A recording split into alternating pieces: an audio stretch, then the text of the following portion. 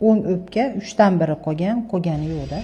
Bemorimiz uyga borib ko'rgan, Umidjon nevropatolog borib ko'rgan. U asakali bemor bo'lgan o'zi aslida. Telefon qildi, shu bemorni oldida, "Opa, mana shunaqa kasallik" desam, "Oyog'ida ishi bormi?" desam, "Bor."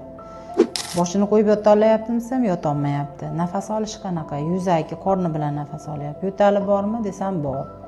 O'pkasini eshitdim, xrip to'la, nafas unchalik eshitilmayapti dedi. Shunga plevritni yaxshi, muvaffaqiyatli davolayapsiz. Olib ketaman oldingizga dedi. "Bo'pti, olib keling, ko'raylikchi" dedik. Keldi, telefon qildi, rentgen qildik. Qilsak, уже 10 o'pka yo'q. 3dan biri qolgan kichkina.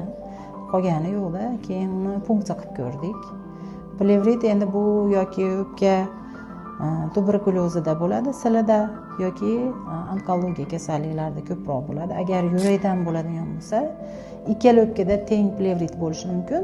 Masalan, birida ko'proq suyuqlik, birida ozroq bo'lsa ham, lekin ikkalasida bo'lishi mumkin-da. Faqat bir chap tarafida yo o'ng tarafida bo'lmaydi-da bu narsa. Bunaqa asoratlarni bersa, birinchi kimga murojaat qilish kerak? Albatta, birinchi o'rinda yuragini kardiogramma qilish kerak.